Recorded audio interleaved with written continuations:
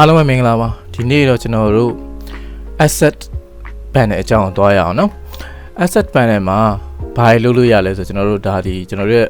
D5 ရဲ့ပါလာတဲ့ library တွေကိုယ့်ရဲ့ library တွေကိုကျွန်တော်တို့သိမ်းတဲ့နေရာလေးဖြစ်တယ်ပြီးရင်သူတို့ရဲ့ model တွေကိုသွားပြီးယူတဲ့နေရာလေးဖြစ်တယ်အဲ့တော့သူ့ရဲ့ shortcut ကိုအရင်ပြောမယ် shortcut က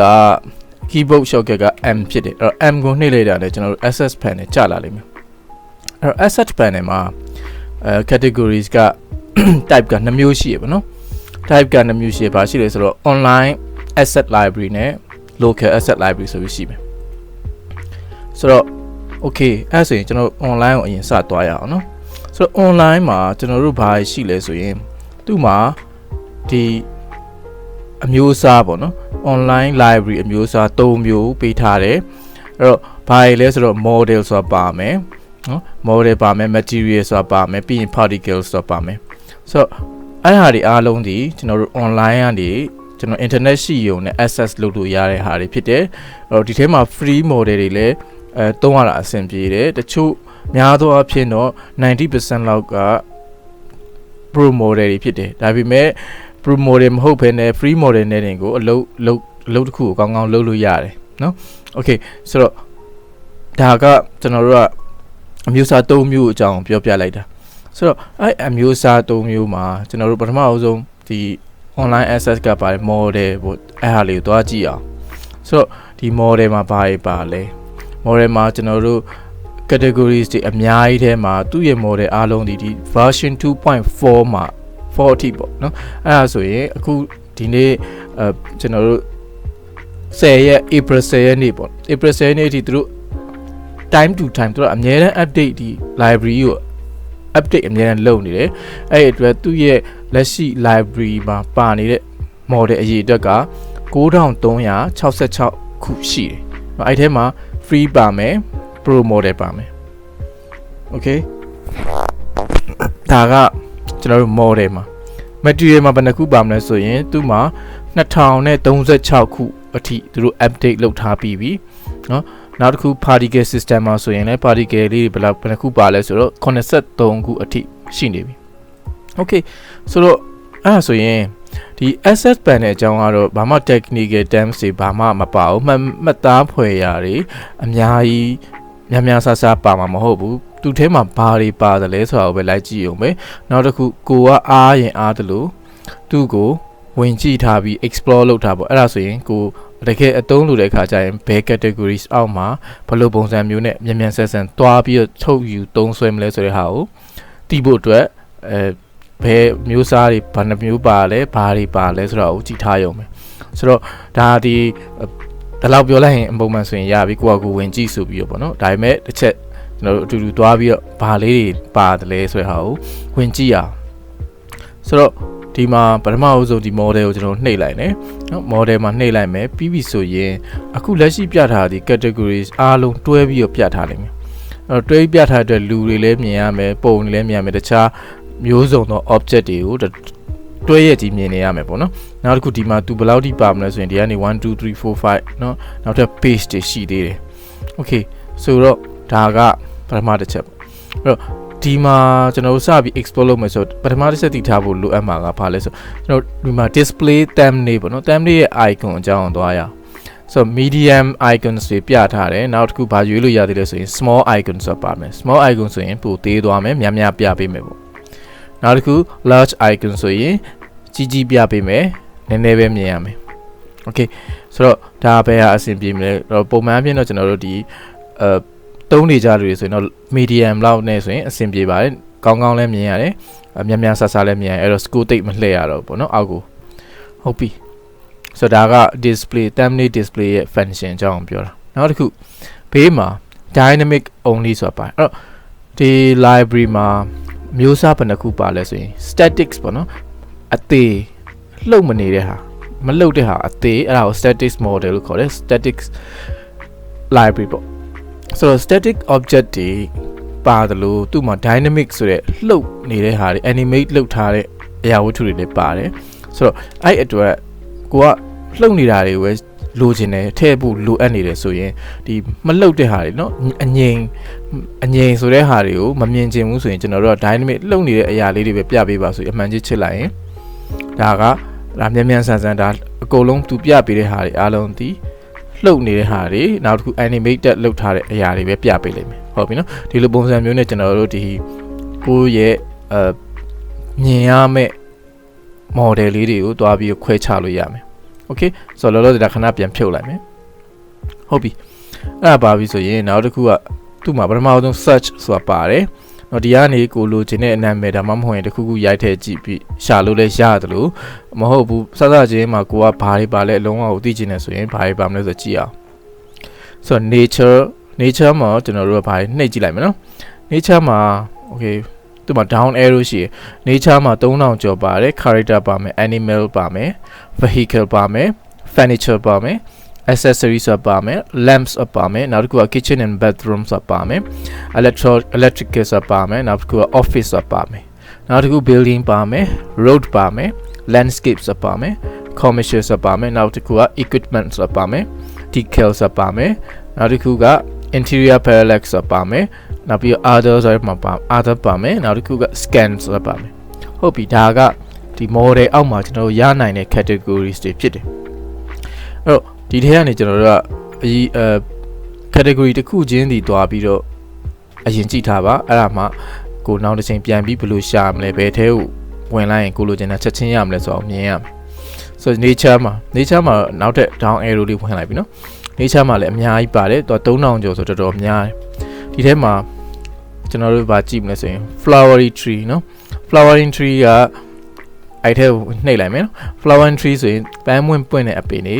ကြည့်သူကတက်ပြပေးလိမ့်မယ် okay အဲ့တော့ဒီလိုမျိုးအပင်လေးတွေရှိမယ်ဒါဒီဒီ flowering tree အောက်မှာပါတဲ့ဟာတွေအဲ့ထဲမှာလှုပ်တဲ့ဟာတွေကြည့်လို့ခြင်းနဲ့ဆိုရင်ဒါလေးနှိပ်လိုက်ပေါ့ okay ဆိုတော့ဒီလိုပုံစံမျိုးနဲ့ကျွန်တော်တို့သွားကြည့်လို့ရမယ်နော်တော်တော်များများဒီမှာဆိုရင်လည်းဒီအပင်တွေအတွက်ကိုသူ free ပေးထားလိမ့်မယ်နော် free ပေးထားတော်တော်များတယ်အဲ့တော့တချို့ဟာတွေတော်တော်လေးကောင်းတယ်ဒါမှမဟုတ်အခုနောက်ပိုင်းမှာထည့်တဲ့ဟာမျိုးတွေပါညာတာသူတို့ကဒီလို pro HD ပေါ့နော် pro မှာ pro HD ဆိုတာရှိတယ် HD ကတော့အမှန်တော့ဒီ high polygon ပါတဲ့ဟာပေါ့နော်လုံးဝ detail ပါတဲ့ဟာမျိုးပြောတာပေါ့နောက်တစ်ခုက pro ကတော့ ရိုး pro ပဲနောက်တစ်ခုဒီဘေးမှာ icon လေးပါလိမ့်မယ်နော်ဒါဒီဘာကိုပြောချင်တာလဲဆိုရင်လှုပ်တဲ့အရာဝတ္ထုဆိုတာကိုပြောချင်တာဟုတ်ပြီနော်ဒီဘေးမှာ icon ဘာမှမပါဘူးဆိုရင်သူဒီ still ပဲနော် static model လို့ခေါ်မယ်နောက်တစ်ခုဒီဟာကြရင်ဘာဖြစ်လဲဆိုတော့ဒီ4000တုံးလေးမှာလှုပ်နေတဲ့ဟာပုံစံမျိုးလေးเนาะဒီအချောင်း3ချောင်းလေးပါမယ်အဲ့ဒါဆိုရင်တော့သူဒီ dynamic လှုပ်နေတဲ့ model ဆိုပြီးတော့ကျွန်တော်တို့သိမယ်ပေါ့ဟုတ်ပြီအဲ့တော့ဒီမှာလည်းအများကြီး categories တွေအများကြီးပါတယ်เนาะတစ်ခုချင်းစီကျွန်တော်တို့ဝင်ပြီးတော့လေ့လာထားလို့ရတယ်ကြည့်ထားလို့ရတယ်အဲ့တော့ကိုက landscape project လုပ်မှာဆိုရင်ဒီလိုအပင်တွေများဆဆသိထားဖို့လိုရမယ်ဒါမှမတူညီတဲ့အပင်တွေကိုသုံးလို့ရတယ်ဒီအဲ့အတွက်ကိုကရသလောက် export လုပ်ထားဘယ်ပင်လေးဒီအများတန်းကိုနဲ့အတုံးတဲ့မလဲဟလားအဲ့လိုအတုံးတဲ့တဲ့ဟာတွေဆိုရင်ကျွန်တော်တို့ဘယ်လိုလုပ်မလဲအဲ့ဒါဆိုရင်ကျွန်တော်တို့ဘာလုပ်လို့ရလဲဆိုရင်အတုံးတဲ့တဲ့ဟာဆိုပါစို့အတုံးများမယ်အတုံးပို့ပြီးတော့ကိုနဲ့ကိုက်မယ်အဲ့လိုအပင်လေးဆိုရင်ဘာလုပ်လို့ရလဲဆိုဒီမှာအသေးပုံလေးရှိတယ်ဟုတ်ပြီနော်အဲ့အသေးပုံလေးနှိပ်လိုက်ရင်ဘာဖြစ်လဲဆိုတော့ favorite ထဲကိုရောက်သွားလိမ့်မယ်နော် favorite အဲ့ဒီဟာလေးကိုတစ်ချက်ဥပမာနှိပ်ကြည့်လိုက်အောင်အသေးပုံလေးနှိပ်လိုက်မယ်နော်အသေးပုံလေးမှာအနီရောင်လေးပြလာပြီเนาะအနီရောင်မပြဘူးဆိုရင်သူဒီ favorite ထဲကိုမရောက်သေးဘူးအနီရောင်ပြသွားပြီဆိုတော့ねကျွန်တော် favorite ထဲကို auto ရောက်သွားပြီအဲ့တော့နောက်တစ်ချိန်ကိုကပြန်ပြီးသုံးချင်တဲ့ခါကျရင် favorite ထဲကိုဝင်ပြီးတော့မြန်ဆန်ဆွဲထည့်လိုက်အောင်မယ်ဟုတ်ပြီเนาะဒီလိုပုံစံလုပ်ခြင်းအပြင်ကျွန်တော်တို့ရဲ့library ကိုရှာတဲ့အခါမှာမြန်ဆန်ရှာလို့ရမယ်ဟုတ်ပြီเนาะဒီမှာလှုပ်တာတွေလည်းပါတယ်အသေးတွေလည်းပါတယ်အဲ့တော့ဒီနေရာမှာလှုပ်တာတော့ကောင်းတယ်ဒါပေမဲ့ကိုယ့်ရဲ့စင်းကပေါ့အဝေးပြမယ်ဟာမျိုးတွေအပင်တွေအများကြီးပြပြီးတော့အနီးကပ်ပြစရာမလိုတဲ့ဟာမျိုးတွေဆိုရင်အဝေးခက်ဝေးရဲ့ဟာတွေကိုကျွန်တော်တို့ကမလှုပ်တဲ့ဟာတွေထည့်တာပိုကောင်းတယ်เนาะစင်းတစ်ခုလုံးကြီးကို dynamic ဒီလိုပေါ့နော်လှုပ်နေတဲ့အပင်တွေကြီးလိုက်ထည့်လိုက်ရင်ဆက်ကလေးလာလိမ့်မယ်ဘာကြောင့်လဲဆိုတော့သူတို့ကလှုပ်နေတဲ့အတွက်သူဒီတကယ် real time နဲ့လှုပ်နေတယ်ပဲနောက်တစ်ခုသူရဲ့ graphic card ကိုစားမယ်နောက်တစ်ခု memory ကိုစားမယ်အဲ့အတွက်လှုပ်နေတဲ့အပင်တွေကြီးပဲတွားပြီးထည့်တဲ့အခါကျရင်လည်းစက်ကြီးကလေးလာလိမ့်မယ် ဟုတ်ပြီနော်အဲ့ဒါမျိုးဖြစ်တတ်တယ်အဲ့တော့တကယ်ကို detail ပြခြင်းတဲ့နေရာတော့ကိုယ့်ရဲ့ camera ရဲ့အရှိမှာပဲရှိမဲ့နေရာဒီအဲ့လိုမျိုးနေရာမျိုးတွေမှာပဲကျွန်တော်တို့ dynamic object dynamic model တွေကိုသုံးမယ်ဟုတ်ပြီနော် ornamental grass အဲ့တော့ဒီမှာဆိုရင်ကြည့်ရအောင်ပုံစံတပင်ချင်းစီပေါ့နော်တပင်ချင်းဆိုတာအပြုံလိုက်လေးတွေပေါ့နော်အဲ့ပုံစံလေးတွေထားပေးထားတာရှိရယ်ဆိုတော့ဒီလိုမျိုးလေးတွေရှိရယ်အဲ့ဒါလေးတွေကိုအဲ့ဆိုရင်တပင်ချင်းစီလိုက်ထည့်ရမှာလားလို့မေးမှာပေါ့အဲ့ဒါကနောက်ထပ်တစ်ပိုင်းမှာဒီ vegetation 2ပေါ့နော်ဒါမှမဟုတ်အဲ့လိုမျိုးခေါ်တဲ့အဲ့တော့အပင်တွေကိုလိုက်ပြီးတော့ဒီ scatter လုပ်တဲ့ဟာเนาะကျွန်တော်တို့ဒီ forest pack တို့ဘာလို့မှာဒီ brush ပို့လိုက်ရုံနဲ့ရနိုင်တဲ့ effect မျိုးတွေကိုဒီအပင်လေးတွေတုံးပြီးတော့ကျွန်တော်တို့လုပ်လို့ရတယ်အဲ့တော့အဲ့ဒါကနောက်တစ်ပိုင်းမှာသွားမယ်ဆိုတော့ဒီမှာရင်ကိုဒီ vegetation ပေါ့နော်အပင်တွေ plant တွေ trees တွေအဲ့အမှာတွေကိုသူ့ရဲ့မျိုးစိတ်တွေတော်တော်များများပေးထားတယ်တခုတော့ရှိရယ် pro model တွေမှာပဲအများဆုံးရနိုင်မယ်ပေါ့နော်ဒီ free မှာပါလာတာတွေကတော့နည်းနည်းလေး limited ပေါ့နော်သူမှာတချို့ဟာတွေပဲသုံးလို့ရမယ်တကယ်ကိုယ့်ရဲ့ project မှာမဖြစ်မနေသုံးချင်တဲ့အရာတွေဆိုရင်တော့တေချာပေါက် pro account ရှိမှ pro account ရှိမှပဲဒါတွေကို access လုပ်လို့ရပါလိမ့်မယ် okay နောက်တစ်ခုဒါဆိုရင် version 2.4 မှာထပ်ထည့်ပေးထားတဲ့ဒီလို Chanzio အပင်လေးတွေเนาะအဲ့ဒါဟာမျိုးလေးတွေရှိတယ်ဆိုတော့ဒီဟာလေးတွေကိုကိုက explore လုပ်ထားပါအရေးရွှမ်းတဲ့အပင်တွေပေါ့နော်အဲ့ဟာမျိုးတွေဆိုရင်လည်းဒီမှာတက်ကို category တက်တစ်ခုနဲ့ခွဲပြီးတော့ထပ်ထည့်ပေးထားတဲ့ version 2.3 မှာပါလိမ့်မယ်နော်အဲ့လိုရိတ်လို့ရတဲ့စဘာပင်တွေတခြားဟာတွေလည်းပြီးရင်ပါမယ်နော်စက်သွန်တွေနော်အဲ့တော့တော်တော်လေးကိုစုံပါတယ်နော်ဒီ library ကတခုပဲ pro ဖြစ်နေတာတခုပဲပေါ့နော်နောက် dead trees တွေနော်အပင်သေနေတဲ့အပင်မျိုးတွေနော်ဒီငုတ်တိုတွေ dry plant တွေနော်အဲ့ဟာမျိုးတွေဒီဟာတွေမှာတော်တော်လေးကိုစုံလေးနဲ့ပါတယ်ကြောက်တုံးတွေပါမယ်ပြီးရင်အရွက်တွေကြတွေကပါမယ်ဟုတ်အဲ့တော့ okay ဆိုတော့ဒီဟာလေးတွေအကုန်လုံးဒီကျွန်တော်တို့ရဲ့ project မှာကောင်းကောင်းအသုံးချနိုင်မယ်ဆိုရင်အကုန်လုံးကသူ့ဟာနဲ့သူအရန်အသုံးဝင်တယ်ဟုတ်ပြီနော် low poly tree လာကိုက memory ဟိုဖြစ်လို့ကိုရဲ့ weight ကိုချနေတယ်ဆိုရင် low poly tree တွေကြီးတက်သူရွှေ့ထားပေးဟုတ်ပြီနော် okay ဒါဆိုရင်ဒါအပင်တွေကြီးသွားတာnature အောက်မှာပါတာပေါ့နော်အဲ့ပြီးရင်နောက်တစ်ခုပါရပါမလဲဆို character တွေပါမယ် character တွေမှာဆိုရင်လည်း1000ကျော်တောင်ပါတယ်နော် free တွေပါမယ် free တွေမှာလှုပ်နေတာပါတယ်ပြီးရင်မလှုပ်ဖဲနဲ့အသေး model ပါမယ်နောက်တစ်ခု 2D people ဆိုတာပါမယ်ကိုရဲ့ asset ဒီ library ကိုပေါ့နော်သုံးချင်တယ်ဆိုရင် download ဒီလုပ်ရတော့မယ်ဘယ်မှာဒီကောင်ကသွားပြီး download လုပ်မလဲဆိုတော့ပတ်လန်းကြောင်းကိုကျွန်တော်တို့ကပထမအောင်ဆုံးအရင်ရွေးပေးဖို့လိုအပ်လာလိမ့်မယ်အဲ့လမ်းကြောင်းကဘယ်လိုရွေးရမလဲဆိုရင်ကျွန်တော်တို့ဒီထဲကိုသွားပါပြီးရင် preference ကိုသွားလိုက်ပါနော် preference မှာပါလဲဆိုရင်ပထမဆုံး general ရဲ့အောက်မှာဒီ asset storage ပါတယ် set the storage location for online assets local resources and temporary files အကုန်လုံးကိုကျွန်တော်တို့ online ရပဲ down local ပဲဟိုဖြစ်အဲ့တော့သူတို့ဘယ်ထဲမှာသွားလို့ရဘယ်ထဲမှာထားမလဲဆိုရင်ဟာဒီထဲမှာသွားပြီးတော့ကျွန်တော်တို့သွားပြီးရွေးပေးရလိမ့်မယ်ဒီမှာဆိုရင် default render library default workspace ဟုတ်ပြီနော်အဲ့တော့ကိုကဒီနေရာမှာဘယ်နေရာမှာရှိလဲဆိုတော့သွားကြည့်ခြင်းကျွန်တော်ရဲ့ location ကိုဒီမှာသွားပြီးကြည့်လို့ရတယ်နော်ကျွန်တော်တေချာလေးကိုအဲ့မှာdefault folder ခွဲထားတယ်ပြီးရင် library ဆိုပြီးတက်ထားလိုက်တယ်အဲ့အောက်မှာသူတို့ပါသူ auto ဒါတွေကဒီ folder တွေကိုသူ auto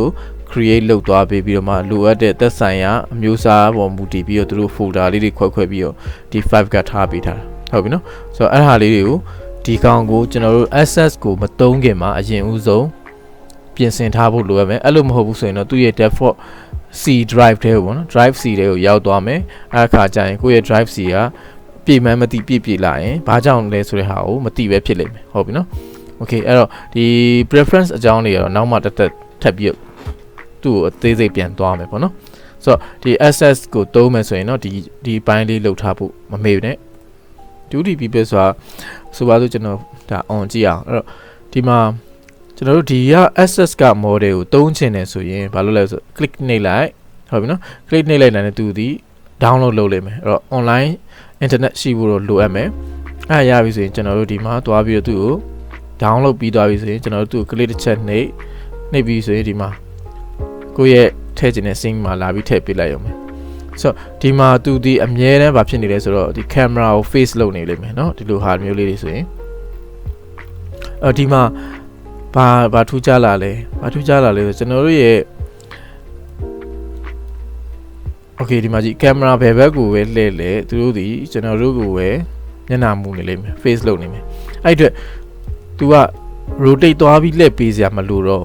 ဟုတ်ပြီနော်အဲ့တော့ကျွန်တော်ဒီနေရာမှာအဲ့ကြောင့်မို့လို့ဘာဖြစ်လဲဆိုတော့ rotate function ကိုပေးမထားဘူးเนาะ move လုပ်လို့ရမယ်เนาะ scale လုပ်လို့ရမလားเนาะ scale လုပ်လို့ရမယ်ဒါလောက်ပဲပေးထားတယ်ဟုတ်ပြီနော်အဲ့အတွက် तू ဒီကျွန်တော်တို့ rotate လှည့်ပေးစရာမလိုဘူးဘာကြောင့်လဲဆိုတော့ camera ကိုသွားတဲ့နေရာတိုင်းကိုလိုက်ပြီးတော့မျက်နှာမူနေလိမ့်မယ် okay ဆိုတော့ဒါကကျွန်တော် 2D model တွေမှာဆိုရင်ဒီလို function လေးပါတယ်ကျန်တဲ့ 3D model တွေကတော့ပုံမှန်ရိုးရိုးပဲလှုပ်နေလိမ့်မယ်အဲ့တော့ 3D model တခုကျွန်တော် download လုပ်ကြည့်ရအောင်ပေါ့နော်အခုဒီဘေးမှာခုနပြောသူ box လေးမပါအောင်ဆိုရင်သူဒီ still မလှုပ်ဘူးเนาะအငြိမ်ပဲဖြစ်နေလိမ့်မယ်သူ့မှာဘာလဲဆို business ဆိုတာပါတယ်เนาะဒီကျွန်တော်တို့ရုံးပိုင်းဆိုင်ရာအလုပ်လုပ်တဲ့လူတွေပေါ့เนาะဒီ suit တွေနဲ့တကယ်အဲ့ဟာမျိုးလူတွေကိုလိုချင်တယ်ဆိုရင်ဒီထဲမှာတော့ရှောက်ရနောက် cashier တွေပါမယ်เนาะကလေးတွေနဲ့မိဘတွေเนาะ child parent and child ဆိုတာပါမယ်နောက်တစ်ခု sport type sport တွေနဲ့ fitness တွေလုပ်တဲ့သူတွေပါမယ်เนาะနောက်တစ်ခုကကြတော့ဒီမှာတခုခုလက်ကနေကင်ထားတဲ့ဟာပေါ့နော်အခုလက်ကနေတခုခုကင်ထားတဲ့ဟာလေးပါတဲ့လူတွေတက်တီးတန့်ပါမယ် costume တွေเนาะဒီလိုဝတ်ရုံတွေဒါမှမဟုတ်ခုနလိုပေါ့နော်ဒီ national costume တွေပဲဖြစ်ဖြစ်ဒီလိုမျိုးဟာတွေမှာတက်ပေးထားတာရှိတယ်နောက်တစ်ခု 2D people ဆိုတက်ပေးထားမယ် okay ဆိုတော့ဒီမှာနောက်တစ်ခုထပ်ပေးထားတယ် slightly moving ပေါ့နော်လှုပ်နေရမတိမတာလေးလှုပ်နေတဲ့သဘောမျိုးလေးပေါ့နော်ဆိုတော့ဒါလေးကိုတစ်ချက်သွားကြည့်အောင်ဆိုပါစို့ဒီကောင်ကိုကျွန်တော်download လုပ်လိုက်တယ် okay download ခဏလုပ်လိုက်မယ်ပြီးပြီဆိုရင်နောက်ထပ်တစ်ချက်နှိပ်လိုက်အဲ့တော့ဒီ scene မှာရောက်လာလိမ့်မယ် okay သူကလှုပ်တယ်ဆိုရုံလေးပဲခေါင်းလေးညိမ့်နေပေါ့နော်အရန်นี่သူတို့ဒီလှုပ်ရှားရှားရမဖြစ်ဘူးနည်းနည်းလေးပဲလှုပ်တယ်ဆိုရုံလောက်လေးပဲလှုပ်နေမယ်အနေထားမျိုး okay အဲ့တော့တခုချင်းစီကျွန်တော်မသွားတော့ဘဲနဲ့အရေးကြီးဟာလေးလောက်ပဲပြောပြတော့မယ်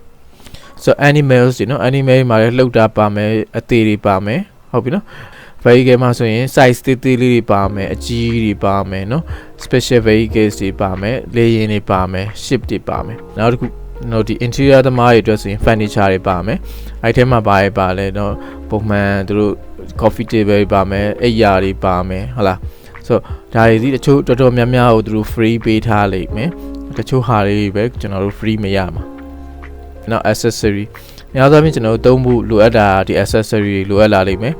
ဒီ ornament တွေပေါ့နော် books တွေ ornament တွေနောက်တစ်ခု wall decorations တွေနော်wall ပေါ်မှာထားမယ့်ဟာတွေနောက် potted greenery ဆိုတာပန်းမင်းပေါ့နော်ပန်းအိုးလေးတွေနော်ပန်းအိုးလေးတွေပါမယ်အယုတ်တွေပါမယ်ဟုတ်ပြီအဲ့မှာ cutting တွေပါမယ်နောက်တစ်ခု lamp မီးအိမ်တွေပေါ့နော်မီးအိမ်မှာဆိုရင် chandeliers တွေပါမယ်နော်နောက်တစ်ခု wall lamp တွေပါမယ် table lamp ပါမယ် floor lamp ပါမယ်နော်နောက်တစ်ခုက stage light ဆိုတာပါမယ်နောက် kitchen နဲ့ bathroom မှာဆိုရင်လည်းဒီဘေးဖို့ကြောင်တွေရေချိုးခန်းတွေမှာသုံးမဲ့အရာဝတ္ထုတွေတီးတွေအစအကုန်ပါမယ်ဟုတ်ပြီနော်ဆိုတော့တော်တော်လေးကိုစုံနေပါတယ်နောက် electrical မှာဆိုရင် home appliance ဆိုရင်အိမ်မှာကျွန်တော်သုံးမဲ့မီးသုံးပြီးတော့သုံးရတဲ့နော်စက်ပစ္စည်းတွေပါမယ်ခလုတ်တွေပါမယ်အများကြီးပဲနော်တကယ်ပြီးရင်သူရဲ့ model လေးတွေကလည်းတော်တော်လေးကိုကောင်းတယ် material တွေလည်းအကုန်ကပ်ပြီးသားနောက်တစ်ခု office ရုံးနဲ့ပတ်သက်တဲ့ဟာတွေဆိုရင်ဘာပါမလဲဆိုဒီလိုရုံးပိုင်းမှာသုံးမဲ့အရာဝတ္ထုလေးတွေ accessory တွေပါမယ်ဟုတ်ပြီ building မှာဆိုရင်လည်းကျွန်တော်တို့ဒီမှာကြည့်အောင်residential ပါမယ်နော် commercial ပါမယ်ပြီးရင် public building ဆိုတာပါမယ် okay so ဒီ building တွေကိုသွားပြီးတော့ကျွန်တော်တို့ရဲ့ background မှာအစစ်ထည့်ခြင်းနဲ့ဆိုရင်လည်းဒါမျိုးသွားထည့်လို့ရတယ် okay ပြီးရင် land လေးမှာဆိုရင်လည်း traffic sign နော်ဒီမှာ sign board တွေကျွန်တော်တို့သုံးလို့ရတယ်နောက် road facilities နော်ဒီမှာဆိုရင်ဒီတိုလီမိုးစာလေးတွေအစအကုန်သူတို့ထည့်ပေးထားတယ်ပေါ့နော်okay အဲ့အပြင် landscapes landscape ပါဆိုရင်ဘာပါလာသေးလဲဆိုတော့ကျွန်တော်တို့ဒီမှာ urban plane ပေါ့နော် urban daytime view ဒီအနောက်မှာတစ်ပင် background ထည့်ချင်လားဒါမှမဟုတ်ခုလိုပဲ urban view လေးကိုထည့်ချင်လားဆိုတဲ့ဟာပေါ်မူတည်ပြီးတော့ဒါတွေက version 2.4 မှာထည့်ပေးထားတဲ့အရာတွေဖြစ်တယ်ကျွန်တော်ကြည့်အောင်နော်ဒါလေးကိုဖွင့်လိုက်မယ်ပြီးပြီဆိုရင်ကျွန်တော်သွားပြီးတော့ထည့်လိုက်မယ်ဆိုရင်သူ့ရဲ့ background ကဘာဖြစ်သွားလဲဆိုတော့ကျွန်တော်တို့ဒီဒါဆိုရင် Singapore ရဲ့ background ဖြစ်တယ်နော် Marina Bay ဝင်းကျင်က City Sky ဖြစ်တယ်အဲ့တော့ဒီဟာကိုကြိုက်တယ်လို့တွားပြီးတော့သုံးပေါ့နော်ဒါကဒီတစ်ခုတည်းမှမဟုတ်ဘူးသူ့မှာကျန်တာအများကြီးပါသေးတယ်ဒါကတော့လိုအပ်ရင် scale တွေခြုံချက်လေးတွေတော့လုပ်ပြီးဖို့လိုအပ်လိမ့်မယ်ဆိုတော့ဒီ City Sky တို့ဘာလို့အဲ့ urban view တွေပေါ့နော်ဒါမှမဟုတ်ရင်လည်းအပင် background တွေပါတဲ့ဟာလေးဒီအသစ် version အသစ်မှာပေါ်ထွက်လာတဲ့ဟာလေးတွေဖြစ်တယ်နောက်တစ်ခုoutdoor furniture တွေပါမယ်เนาะနောက်တစ်ခုက landscape furniture တွေပါမယ်အဲ့တော့ commercial မှာပါမလဲဆိုရင် bay boat တွေပါမယ်เนาะဒီ sign boat တွေပါမယ်ပြီးရင် window advertising ပေါ့เนาะဒီမှာသွားပြီးတော့ window မှာလာပြီးထည့်တဲ့ဟာမျိုးလေးပါမယ် okay နောက်တစ်ခု equipment မှာတော့ဒီကိရိယာလေးတွေပေါ့เนาะဟိုမှာတခြား running machine တွေတခြားဒီလိုcleaning truck တွေဆိုတော့အဲ့ဒါလေးတွေပါမယ်အဲ့တော့ဒါတွေကကိုဝင်ကြည့်ထားမှဘယ်မှာပါတယ်လဲဆိုတဲ့ဟာကိုရီးယားသိနိုင်မှာအဲ့လိုမှမဟုတ်ဘူးဆိုရင်တော့ကျွန်တော်ဒီဟာလေးတွေကလိုက်တော်တော်နဲ့လိုက်ရှာရမယ်ပေါ့နော်အဲ့တော့သူမှာ okay နောက်တစ်ခုအဓိကနောက်တစ်ခုပါပြောချင်သေးတယ်ဆို Decals အကြောင်းပြောချင်တယ်Decal မှာဆိုရင်ဆိုပါစို့ကျွန်တော်တို့မှာသူကဘာလဲဆိုတော့ဒီprojection ထိုးပေးထားတဲ့သဘောမျိုးလေးဘယ်လိုဟာလေးလဲဆိုရင်ဥပမာကျွန်တော်ဒီမှာဆိုရင် okay ဒီမှာဆိုရင်ကျွန်တော်ဒီနေရာကိုပေါ့နော် okay ဒီနေရာကကျွန်တော်ဒါက model လောက်ထားတာ okay model လောက်ထားဒါကကြတော့ကျွန်တော်သူ့ရဲ့ Decals ဆိုတဲ့ဟာကိုသွားတုံးထားတာဆိုပါစို့ဒါလေးကိုတုံးကြည့်မယ်ပြီးရင်ဆွဲပြီးထည့်လိုက်ဘယ်နေရာမှာထည့်မလဲကိုကရွေးလိုက် okay ဆိုတော့ဒီနေရာမှာကျွန်တော်ထည့်မယ်ဆိုပါလို့ဟုတ်ပြီနော်ဒီနေရာမှာထည့်လိုက်တာ तू ကဒီအောက်ကကျွန်တော်တို့ရဲ့ wall ကို auto direct तू ကတည်တယ်ဟုတ်ပြီနော် okay ဆိုတော့ကျွန်တော်ဒီမှာဒါလေးကိုသူ့ကိုဒီ wall မှာလာထည့်လိုက်ပြီးကျွန်တော်တို့ရွှေ့ကျင်တယ်ဆိုပါလို့ဒီနေရာမှာကျွန်တော်တို့ခုန move tool လေးကိုအကောင်းကောင်းအသုံးချဖို့လိုရလာလိမ့်မယ်အခုရွှေ့ကျင်တယ်ဒါပေမဲ့ wall ကကြတော့တစ်စောင်းဖြစ်နေတယ်သူ့ရဲ့ xyz ဝင်ရိုးကကြတော့တစ်မျိုးပြနေဒီလိုမျိုးကျွန်တော်သွားရွှေ့လိုက်ရင်ကျွန်တော်ဘာဖြစ်သွားမလဲဆိုရင်ဟိုဘက်ထဲကိုရောက်သွားမယ်ဟုတ်ပြီနော်အဲ့လိုနေရာမျိုးမှာကျွန်တော်အရှိမပထမဆုံးတစ်ပိုင်းမှာပြောခဲ့တယ်ဒီမှာ wall space နဲ့ local နဲ့ကိုပြောင်းပေးရတယ်နော် wall နဲ့ local ကိုပြောင်းလိုက်တာနဲ့ကျွန်တော်တို့ဘာဖြစ်လဲဆိုရင်သူ့ရဲ့ဒီ sound နေတဲ့ဒီ slant wall ပေါ့နော် sound နေတဲ့ဟောနန်းရန်အတိုင်းကျွန်တော်တို့ကသွားပြီးတော့သူ့ကိုကောင်းကောင်း move လုပ်လို့ရသွားပြီဟုတ်ပြီနော် okay ဆိုတော့ဒီလိုလုပ်ခြင်းအပြင်ကျွန်တော်တို့ကသူ့ကို decal ကိုသွားပြီးသုံးတယ် okay အဲ့တော့ version အသစ်မှာတခုပြောထားပါသေးလဲဆိုရင်ကျွန်တော်တို့သွားကြည့်ရအောင်နောက်ထပ် decal တခုသွားသုံးမယ်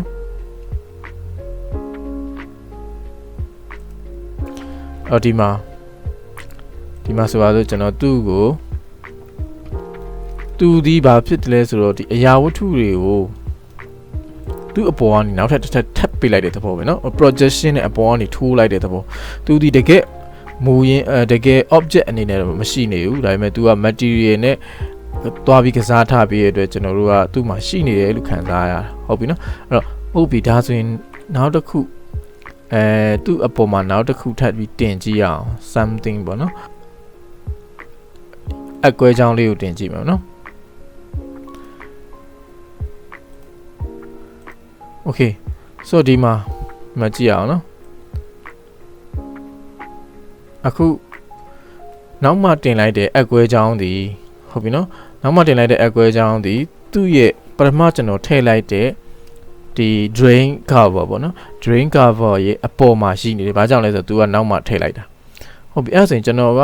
drink ကပါအပေါ်မှာအကွဲကြောင်းဖြစ်နေတာတဘာဝမကြောက်ဘူးเนาะတကယ်တမ်းအကွဲကြောင်းဖြစ်ရမှာကအောက်ကဟာပဲဖြစ်တင်တယ်အဲ့ဒါဆိုရင်သူ့ဘယ်လိုလုပ်လို့ရလဲဆိုတော့ဒီ version အမြင့်နေမှာသူ့ version 2.3 ကနေစပြီးတော့ဘယ်လိုလုပ်ပြလိုက်လဲဆိုတော့သူ့ဒီ object list ထဲမှာသွားမယ်ပြီးရင်သူ့ကို right click နှိပ်လိုက်မယ်ပြီးပြီဆိုတာနဲ့အရှိကိုပို့ခြင်းနဲ့ဆိုရင် bring to front အခုကအနောက်ကိုကျွန်တော်ပို့ခြင်းနဲ့လို့တဲ့ဖြစ်တဲ့အတွက် send to back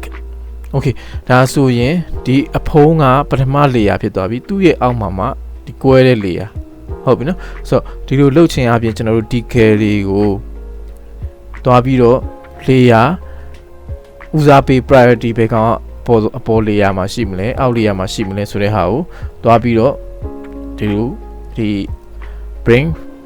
bring to front နဲ့ send to back ဆိုတဲ့ function လေးကိုသုံးပြီးတော့ဒီ decal လေးတွေကိုအထူးသဖြင့်တွားပြီးတော့အရှိနောက်ကိုပို့ပေးရမယ်ဟုတ်ပြီနော် okay ဆိုတော့ဒီလောက်ဆိုရင် decal ကပြောရမယ်အလုံးလောက်ပါပြီဒီမှာကျွန်တော်တို့ဟာပါသေးလဲဆိုရင် inspector ဆိုတာပါတယ်အဲ့တော့ဒီအရာဝတ္ထုobject တို့များများမှာသူ့ရဲ့ inspector တည်တန်းစီပါတယ်เนาะဒီမှာကျွန်တော်တို့ဘာထပ်ပြီးဒီကောင်ကိုပြင်လို့ရသေးလဲဆိုတာပါတယ်ဗောနော်ဘာထပ်ပြီးပြင်လို့ရသေးလဲကျွန်တော်တို့သူ့ရဲ့ opacity တွေကစားလို့ရမယ် roughness တွေ specular တွေကစားလို့ရမယ်အဲ့တော့ဒါလေးတွေကိုကိုကတွားပြီးတော့ကစားကြည့်ပေါ့ဟုတ်ပြီနော်ဆိုတော့ကိုကဒီလိုမျိုးဒီ day တစ်ချက်ပြချင်တယ်ဆိုရင်တော့သူတို့ကိုတွားပြီးတော့တေချာလေး place လုပ်မှရမယ်ဟုတ်ပြီနော် interior parallax ကဘာလဲဆိုတော့ဒီအတွင်းပိုင်းမှာကျွန်တော်မြင်ရမယ်ပေါ့နော်အိမ်တွေsorry ဒီအခန်းလေးတွေမှာမြင်ရမယ်ဟောတကယ်တမ်းသူ့ကို model မဆွဲဘဲနဲ့ material လာကတ်လိုက်တဲ့သဘောပဲဟုတ်ပြီနော်ဒါလေးတစ်ချက်စားစမ်းကြည့်အောင်ဒါဒီ free model ဖြစ်တယ်ဟုတ်ဒီမှာကျွန်တော်တို့ model တခါလဲ play များပါတခါလဲပါပြီးသားပေါ့နော် play များပါတခါလဲပါပြီးသားဆိုတော့ချလိုက်မယ်အရင်ဆုံးလှည့်လိုက်မယ် okay ဒီမှာကြည့်အောင်ဆိုတော့ဒီ interior parallax ကဘယ်လောက် powerful ဖြစ်လဲဆိုရင်ကျွန်တော်တို့ခဏဖြောက်လိုက်မယ်နော်ဆိုတော့ဒီမှာကင်မရာကဒဲပြတယ်ဆိုရင်သူဒီဒဲမြင်ရမယ်เนาะအားလုံးဒီ perspective direction အတိုင်းသူတို့ဒီ correction လုပ်ပေးမယ်အဲ့တော့ကင်မရာဒီလိုနေရာလာကြည့်ရဆိုရင်လေသူဒီဘက်ကဟာပျောက်သွားပြီဟုတ်ပြီနော်ဒီဘက်ကဟာကွယ်သွားတဲ့ပုံစံမျိုးဖြစ်သွားပြီးတော့ဘာဖြစ်လဲဆိုရင်သူ့ရဲ့အခန်းတစ်ခန်းကိုအပြင်ကနေလှမ်းပြီးကြည့်နေတဲ့အတိုင်းကောင်းကောင်းလေးမြင်ရမယ်အဲ့ဒီအတွက်တောင်းဆိုရင်ကျွန်တော်တို့ဒီတိုက်ခန်း sorry ဒီဆိုင်ခန်းတွေဘာတွေပေါ့နော်အဲ့ဒါမျိုးတွေဆိုရင်တက်သွားပြီးဆွဲစရာမလိုဘဲနဲ့ဒီ interior parallax တွေကိုလာပြီးတုံးယုံနေတယ်တော်တော်လေးအဆင်ပြေတယ်အခု version 2.4 အထိသူတို့ဘယ်လောက်ထည့်ပေးလဲဆိုရင်ထည့်ပေးထားလဲဆိုရင်45ခုအထိတောင်ထည့်ပေးထားတယ်เนาะများသောအားဖြင့်ကတော့ pro တွေများတယ် okay ဆိုတော့ဒီ interior parallax လေးကလည်းတော်တော်လေးကိုအသုံးဝင်တယ်ဆိုတော့ဒါလေးတွေကိုစမ်းကြည့်ပါ okay ဆိုတော့နောက်တစ်ခု scan ကိုတွားကြည့်အောင်เนาะ scan အဲ့တော့ scan မှာဘာပါမလဲ204ခုတောင်ပါတယ်အဲ့တော့ဒါကသူတို့ scan လုပ်ထားတဲ့ 3D object တွေပေါ့နော်ဆိုတော့ဒါလေးတွေလည်းသူထဲမှာအဲ့လို free တွေတော်တော်များတယ်เนาะ free တွေတော်တော်များတယ်အဲ့တော့သုံးကြည့်ပေါ့ဘယ်ဟာလေးတွေကိုနဲ့အဆင်ပြေမလဲဆိုတဲ့ဟာလေးတွေကိုတွားပြီးတော့သုံးကြည့်ပါ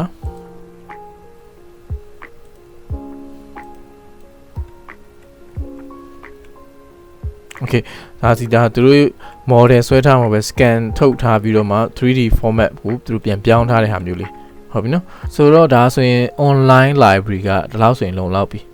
okay online library ဒီလောက်ဆိုရင်လုံလောက်ပြီအဲ့တော့ဘာပါသေးလဲဆိုရင်ကျွန်တော်ဒါက model ပဲရှိသေးတယ်အဲ့တော့ကျွန်တော် material မှာဆိုရင်2000ကျော်ပါတယ်2036ခုပါတယ်ထဲမှာ ceramic တွေပါမယ်เนาะ ceramic မှာထပ်ပြီးခွဲထားရှိရယ်နောက် fabric တွေနောက်တစ်ခုက glass တွေเนาะ glass တွေမျိုးစုံပါတယ်နောက်တစ်ခု plastic stone wall เนาะ metal သူထဲမှာပါလာတဲ့ material အားလုံးဒီ PBR material တွေပဲဖြစ်တယ်เนาะPBR material ဖြစ်တဲ့အတွက်တော်တော်လေးကိုသုံးရတာလဲအဆင်ပြေတယ်ပေါ့နော် okay ဆိုတော့ဒီထဲမှာဘာတွေပါမလဲเนาะအကုန်လုံးလိုက်ပြီးတော့လေ့လာထားပါဘယ်ကောင်ဒီအသုံးများမလဲအသုံးများတဲ့ဟာကိုကျွန်တော် favorite လောက်ထားလိုက်ပါ ဟုတ်ပြီဆိုရင် particle ကိုတွားရအောင် particle ဆိုတာဘာလဲဆိုတော့အဓိကတော့particle system ပေါ့ရေတွေမီးပွားတွေအဲ့ဒါမျိုးဟာတွေကိုကျွန်တော်တို့ particle လို့ခေါ်လိုက်တယ်ဟုတ်ပြီနော်ဒီမှာကျွန်တော်တို့ကရေတွေဘာညာထည့်ခြင်းလဲဆိုရင်ဒီထက်ကနေလာပြီးထည့်ရုံပဲ fountain ပေါ့နော် okay ဒါလေးထည့်ကြည့်အောင်ဒါလေးကိုထည့်မယ်ပြီးရင်ကျွန်တော်တို့ဒီမှာ scene ထဲမှာတွားပြီးထည့်ပြလိုက်အဲဆိုရင်သူဒီတွေ့လား particle ဆိုဒီလိုမျိုးတက်မတဲမဟုတ်ပဲအသေးမဟုတ်ပဲねဒီလိုမျိုးထွက်နေမယ်နောက်တစ်ခုကိုကသူ့ရဲ့ value တွေကိုတွားပြီးတော့ပြန်ချိန်ပေးလို့ရအောင်မယ်ဟုတ်ပြီနော်ပြီးရင်ဒီ particle တွေသုံးမယ်ဆိုရင်နောက်တစ်ခု dynamic model ပေါ့အထူးသဖြင့်အဲ့ဟာသုံးမယ်ဆိုရင်เนาะကျွန်တော်တို့ဒီ display မှာ real time ကို on ပေးထားမှရမယ် real time မ on ဆိုရင်သူတို့ဒီလှုပ်ရှားမှာမဟုတ်ဘူးလူတွေဆိုရင်လှုပ်မှာမဟုတ်တော့ဟုတ်ပြီနော်အကုန်လုံးကအသေးတိုင်းပဲပေါ်လာလိမ့်မယ်အဲ့ခါမှာ real time on ပေးမှသာလျှင်သူ့ရဲ့ဟာကိုရမယ်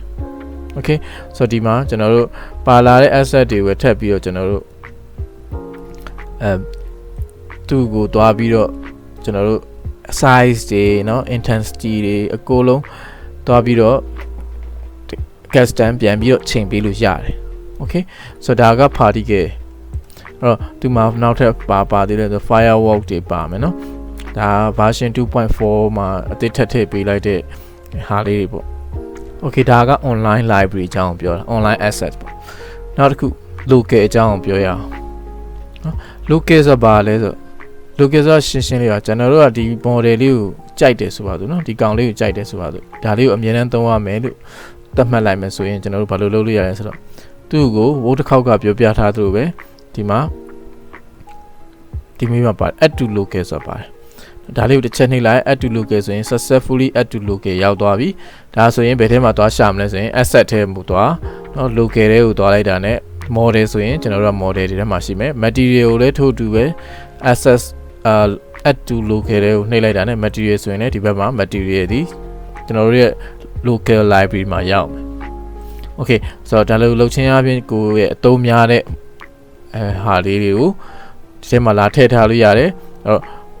သူ့ကိုဘယ်နေရာမှာသုံးလဲဆိုရင်ဒီလိုမျိုး library တွေကပါတဲ့ဟာတွေကိုကျွန်တော်တို့ဒီထက် local access တွေကိုလာမထည့်ဘူး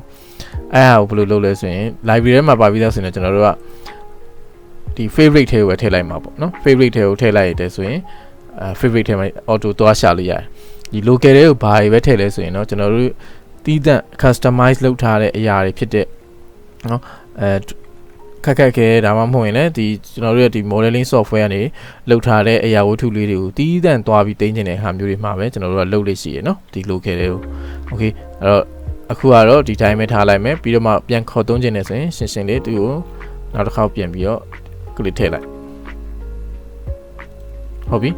အဲ့တော့ဒါဆိုရင်လည်းဒါကသုံးရတာလွယ်ပါတယ်ဒါလောက်ဆိုရင်ဒီ asset pan ရဲ့အကြောင်းကရှင်းရှင်းလေးရဘာမှများများဆဆမှတ်စရာမပါဘူးများများလိုက်ကြည့်ဖို့ပဲလို့လားများများမှတ်စရာမပါဟုတ်ပြီနော်ဆိုတော့ဒီလောက်ဆိုရင်ရနောက်ဆုံးတစ်ခုဘယ်လိုရှာမလဲပေါ့နော်ဒါစောစောပြောခဲ့ဒီမှာ keywords နဲ့ရိုက်ရှာပေါ့နော် material ကိုရှာခြင်းဒီကနေရှာ model ကိုရှာခြင်းလည်းဆိုရင်ဒီကနေလိုက်ရှာဟုတ်ပြီနော်ဘယ်ဟာကိုကဘယ်မျိုးစားကိုရှာမလဲဆိုတဲ့ပေါ်တော့အရင်ဆုံးရွေးပြီးပြီဆိုတော့မှ search ကနေဆိုပါစို့ဥပမာ cat ဆိုပြီးတော့ကျွန်တော်တို့ရှာထည့်လိုက်မယ်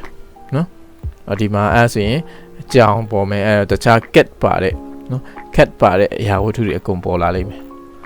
ဟုတ်ပြီနော်ဒီမှာဒါလေးဟလာအဲ့ဒါကိုဒီတစ်ခုချင်းစီလိုက်ပြီးဘယ်ဟာမှာပါလဲညာပါလဲလိုက်ရှာနေရတဲ့စာရင်ကိုကဒီကနေ keywords တွေရိုက်ပြီးရှာတာအမြန်ဆုံးပဲဟုတ်ပြီနော်ဒီမှာ recent ထဲမှာကျွန်တော်တို့ဘာတွေသုံးထားလဲလက်တလောပေါ့နော်အရင်ကကျွန်တော်ဘာတွေသုံးခဲ့လဲဆိုတဲ့ဟာလေးတွေကိုကျွန်တော်ပြန်ပြီးခေါ်ပြီးပြန်သုံးခြင်းနဲ့ဆိုရင်ဒီထဲကနေဝင်ပြီးတော့ခေါ်သုံးလို့ရတယ်ဟုတ်ပြီနော် okay ဆိုတော့ဒီလောက်ဆိုရင်ကျွန်တော်တို့ဒီ asset pan ရဲ့အကြောင်းကလုံလောက်ရှိသွားပါပြီဟုတ်ပြီနော်အဲ့ဒါဆိုရင်နောက်တစ်ပိုင်းမှာကျွန်တော်ဘာလုပ်မလဲဆိုတော့ဒီ animation pad ဒီအကြောင်းသွားကြမယ်နော်ဒီ pad ပေါ့နော်ဒီ pad 2အကြောင်းကိုကျွန်တော်တို့နောက်တစ်ပိုင်းမှာပြောမယ်ဟုတ်ပြီနော်ဆိုတော့နောက်တစ်ခုမှပဲတွေ့ရအောင်တက်တာ